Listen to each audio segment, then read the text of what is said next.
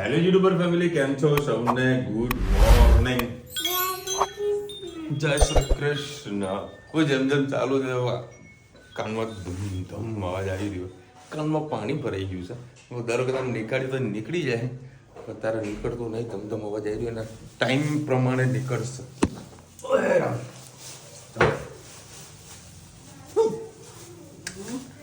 મેરું ના ડરી કાઠું પડી ગયું લે.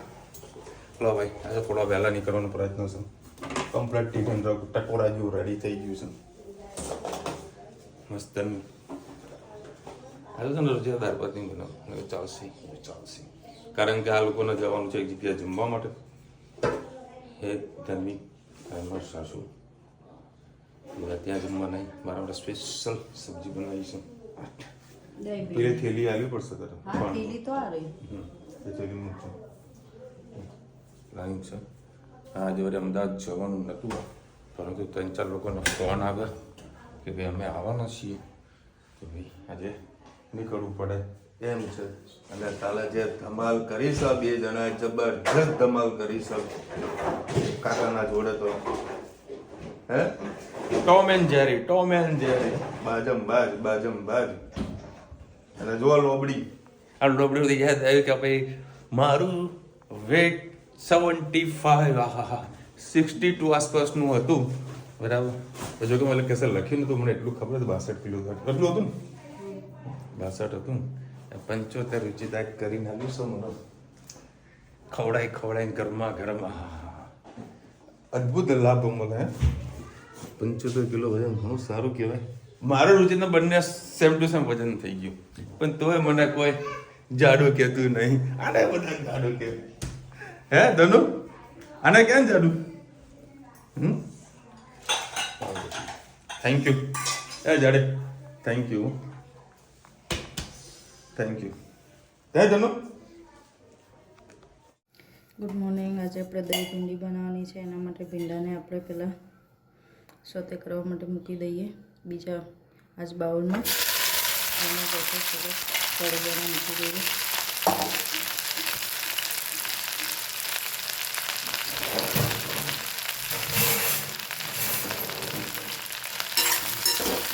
ફૂલ રાખવાનું છે. તમે લીંબુ કે કોઈ રીતે વસ્તુ એડ કરવી હોય તો કરી શકો છો. બસ આને ધીમા ગેસ આપણે પહેલાં 15 થી 20 મિનિટ એકદમ પાકી જાય ત્યાં સુધી ફ્રાય થવા દઈએ. એ આપણી સરસ ફ્રાય થઈ ગઈ છે. હવે આપણને નાના બાઉલમાં કાઢી લઈએ. ફરીથી જે બાઉલમાં આપણે 1 કળી જેટલું તેલ નાખીએ. ગેસને ફ્લેમ ફૂલ કરીએ.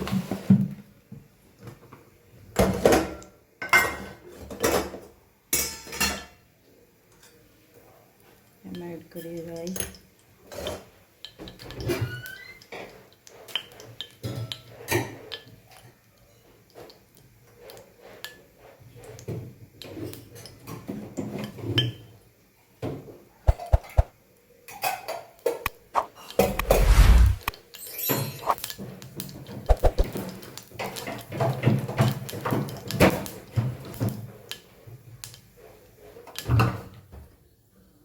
જીરું,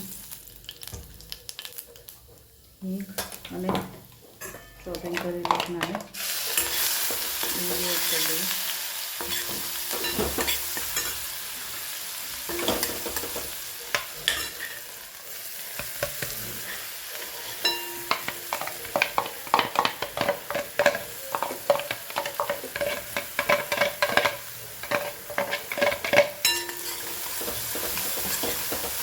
ડુંગળીને થવા દઈએ ત્યાં સુધી આપણે દહીંમાં મસાલો કરી દઈએ. ચલો દહીંમાં આપણે એડ કરીશું ધાણા જીરું, લાલ મરચું અને હળદર. સાથે મીઠું પણ એડ કરી લઈએ.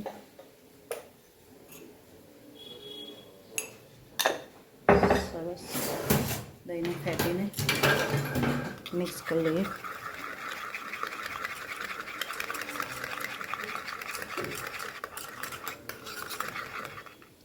થોડું ઘટ છે પાણી એડ કરીશું.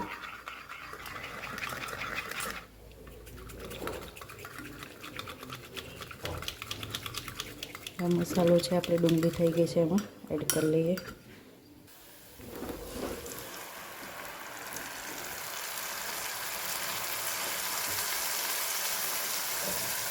નાખી દઈએ.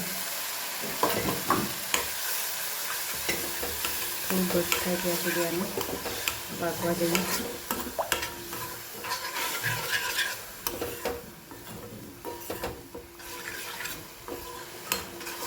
પછી આપણે એમાં ભીંડા એડ કરીશું. ગેસની ફ્લેમ ધીમી જ રાખી છે. જો તરત જ તેલ છૂટું પડી ગયું સમજી લો મસાલો પાકી ગયો છે. પહેલેથી પાણી નાખવાનું કારણ એ કે તમે પહેલેથી દહીં સાથે ઘટ રાખશો તો એ તમારે એકદમ થીક ફોર્મમાં થઈ જશે અને મસાલો પણ તમારો અંદર પાકશે નહીં અને બળી જશે. બસ આને ઉકળવા દઈશું એટલે જાડું થઈ જશે.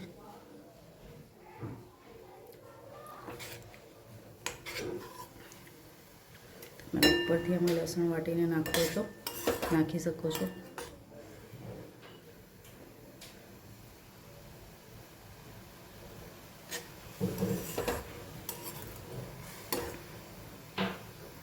હવે આપણે એમાં ભીંડા એડ કરી દઈશું.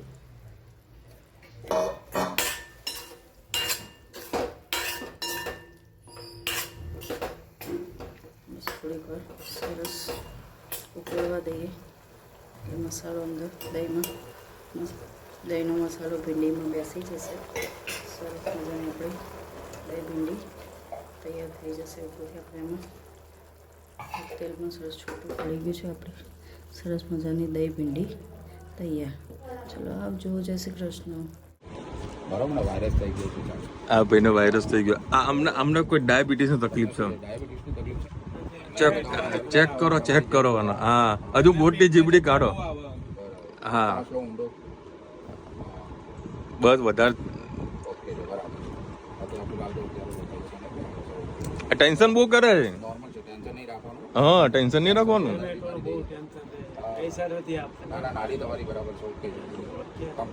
ડોક્ટર સાહેબ મેં ટાઈમ ટુ ટાઈમ પૈસા આપ્યા. હા, કદી આપણો રાડ નહીં આવી.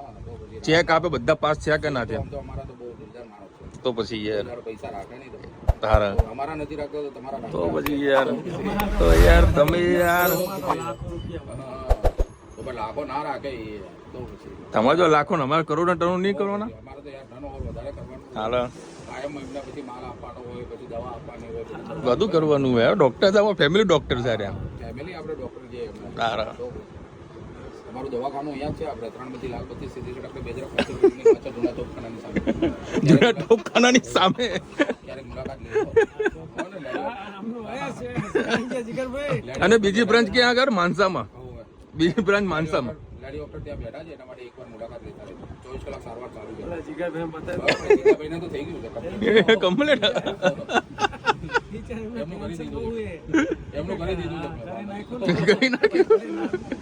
એનું કરી નાખ્યું.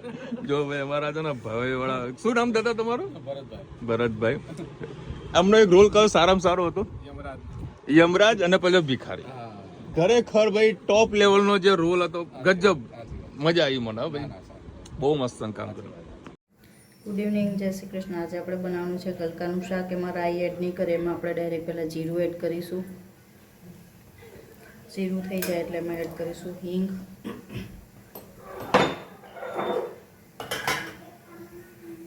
જીરું થઈ ગયું છે. આપણે સહેજ પિંચ હિંગ એડ કરી દઈશું.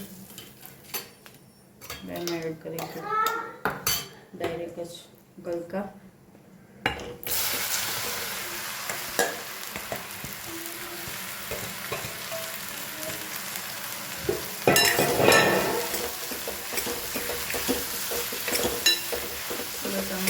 પાછળથી નાખવાનું, કેમ કે પહેલેથી પાણી નાખવું તો ગલકા તો ગળી જશે.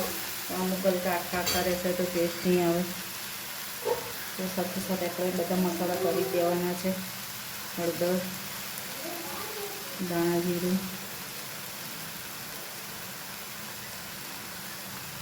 લાલ મરચું, મીઠું અને વાટેલું લસણ 2 કળી જેટલું લીધું છે. સાથે સાથે ટામેટા પણ એડ કરી દઈએ.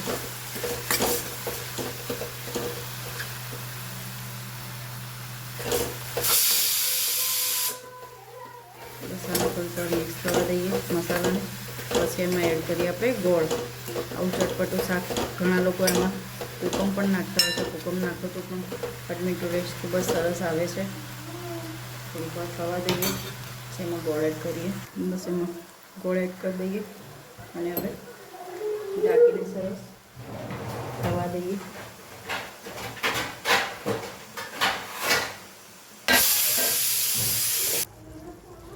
બસ આ મસાલો નાખ્યો તો એક કમ્પ્લીટ ચડિયાતો મસાલો થઈ ગયો છે. એમાં પાણી નાખવું હોય તો પાણી અને ઝીણી સેવ નાખીને તમે રસાવાળું કરી શકો છો અને ભાખરી સાથે ખાવું હોય તો આવું કોરું પણ રાખી શકો છો. સરસ મજાનું જોઈ શકો છો આપણું શાક તૈયાર થઈ ગયું છે. ગલકા પણ એકદમ બફાઈ ગયા છે, એકદમ પાકી ગયા છે. પાણી નાખવાની પણ જરૂર નથી પડી. બસ સરસ આપણું શાક તૈયાર. હવે આપણે એમાં ધાણા એડ કરી દઈએ. બસ આવી રીતે શાક બનાવજો, ગલકાનું ખૂબ જ મજા આવશે. ગોળ અને લસણ ના નાખશો તો પણ ટેસ્ટ ખૂબ જ સરસ આવશે. અને જેની છાલ છે એ ખાસ કાઢી દેવાની, ઉપરની છાલ એકદમ કાઢી દેશો તો ગલકા એકદમ પાકી જશે. જો એકદમ સરસ આપણા ગલકા પાકી ગયા છે. ચલો આવજો, જય શ્રી કૃષ્ણ. चलो भाई 10 बज गए हैं. हाँ जो वाव मस्त यमी यमी स्वाद. ચાલો ભાઈ વળી જોવા ભાઈ ઇલેક્ટ્રિક સગડી ઉપર. એનું કારણ છે કે થોડો ગેસ બચે તો લોકો સુધી પહોંચે જેના જોડે ઇલેક્ટ્રિક સગડી ના હોય શકે. આ એક સંદેશો અમે આપવા માંગી રહ્યા છે દરેક લોકોને. ભાઈ ઇલેક્ટ્રિક સગડી હોય તેનો ઉપયોગ કરો, બરાબર, જેથી કરીને બીજાના ઘરે ગેસ સળગે. હા ભાખરી પણ એમાં થાય. હમણાં એમ જ કરી હતી. અચ્છા, કાલે પ્રોપર આવત છે ને તો જે ગરમ જોવાય સરસ કહેવાય. ચલો આજે ખાસું લેટ થઈ ગયું. આમાં હા હોય હા ચાલ હમણાં ઉપર જઈએ. ચલો હા લાવ સિટીમાં છાસ પડી તો ભાઈ મસ્ત શાક. અને કાલે છે ને સ્પેશિયલ ઘર માટે અને પપ્પા માટે ફરસાણ લીધું હતું. અત્યારે રુચિ ટિફિનમાં પેક કરીને રાખ્યું. અને જોડે પાપડ પણ આપ્યો હતો મને. પાપડ ખાવી લસ્સી એમને એમ પડી રાખી. આમાં શાકની ઉપર નાખું. જોરદાર ટેસ્ટી સેવ છે ભાઈ, મજા આવી જાય. મસ્ત ખાના પીના હો ગયા. વાહ કજુ અને ધનવી જતી હતી ઉપર. વિડીયો એન્ડ કરવાનું બાકી હતું તો દોડી પાછી આવી. કાલે બહુ મસ્તી કરીને તમે તો બોલ. અરે પાપા એ તો કાકા મસ્તી કરતા હતા એટલે મેં કરી. એવું હતું. અને આજે ધનીષા સ્કૂલે નથી ગઈ. કેમ ધનુ સ્કૂલે નથી ગઈ? હે સ્કૂલે કેમ નથી ગઈ? હે બહાર જમવાનું હતું એમ ને? બહાર જમવાનું હતું એટલે સ્કૂલે નથી ગઈ. ગાયત્રી પણ લખી રહ્યા છે ઓ માસાને કૂતરું કાઢ્યું કારણ વગરની ઉપાધિ. વાત સાચી છે, કારણ વગરની ઉપાધિ. શું? હા ઇંજી વાળું દાદા કાલે ઇંજી ના લ્યું ખબર હે ને? હા હા કૂતરું પેન્ટલમાં ઇન્જેક્શન કૂતરું મૂક્યું ને એટલું. પ્રજ્ઞાભાઈ લગે વિશાલભાઈ તમે કેટલી બૂમો પાડો. મોજ આવે તો બૂમો પાડવાની, હંમેશા બૂમો પાડવાની મોજ. ઉંમર સર બૂમો પાડી લ્યો પછી પાડવાની મળે. શું કેવું તમને? ઠંડી કરે એ કરાવી.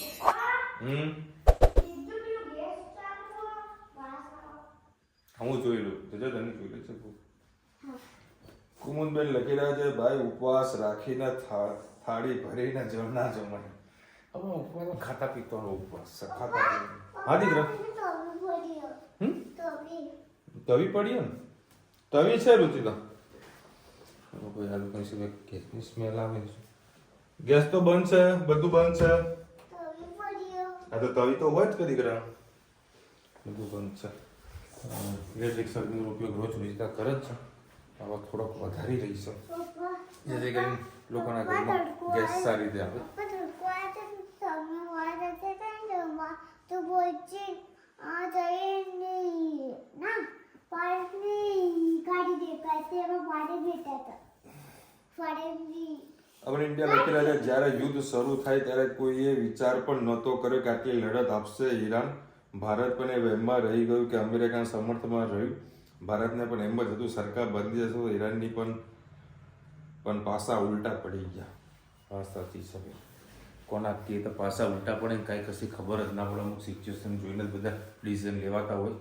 બાકી આ બધના યુદ્ધની અંદર આપણો ભારતમાં કૂદવાની જો હાલ જરૂરત તો લાગતી નહીં. કે બધું જલ્દીથી બધું શાંત થઈ જાય વ્યવસ્થિત અને બધાના ધંધા રોજગાર સારા એવા કન્ટિન્યુ રહે. અને આજે હું અમદાવાદથી મહેસાણા આવતો હતો ને હાઈવે ઉપર ખાલી તેલના ડબ્બા લગભગ 8 થી 10 તેલના ડબ્બા હાઈવે ઉપર પડેલા હતા. બરાબર મારી ગાડીના જસ્ટ 15 સેકન્ડ કે 20 સેકન્ડ પહેલાં એ ડબ્બાઓ પડી ગયા હતા ચાલુ ટ્રકમાં. બરાબર તો મેં જોકે માનમાં ગાડી કંટ્રોલ કરી પણ મારી ગાડી થોડીક આગળ જતી રહી.